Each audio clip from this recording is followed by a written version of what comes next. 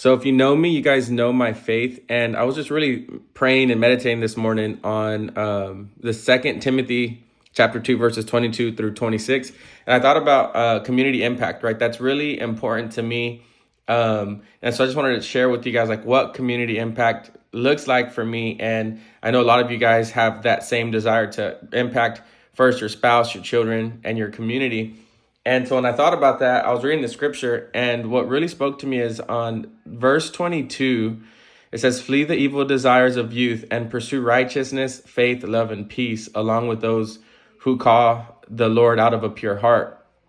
And so that really stood out to me. The other verse that stood out to me in this was verse 24. "And the Lord's servant must not be quarrelsome, but must be kind to everyone, able to teach and not resentful."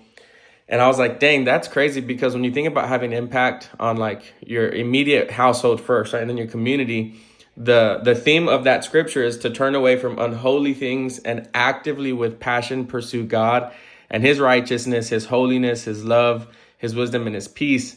And then I kind of took a step back and I was like, man, there's a command to obey in that scripture for me and for you.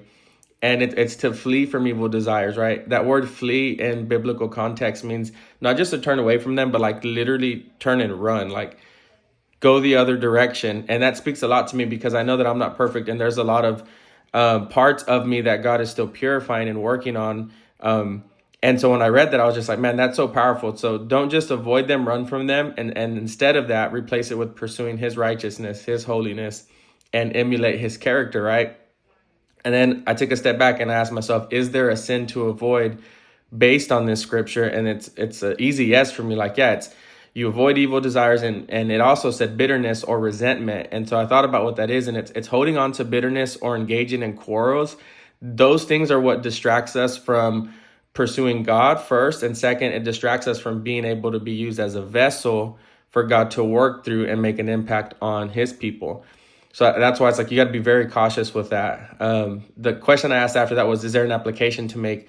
And yeah, it's in that scripture. It says, be kind to everybody and be able to teach. I'm like, man, that's crazy. Like God's actually calling me to be kind, obviously, but also to teach. And that was something new to me about God, was that he wants me and you, his servants, to teach. And then I think, well, a teacher needs to be equipped and you need to know. And so how does that happen? Well, it starts with spending time in his word so that he can feed me truth, feed you truth. And then that truth will flow from us outwardly to our kids, our spouse, our community. And through that relationship with God, we can really have an impact in the community. So that stood out to me today. I wanted to share that with you guys. I hope that this video blesses you and that it inspires you to seek his truth, his love, and he will give you the desires of your heart. So that's what I have for you guys today. Y'all have a blessed one.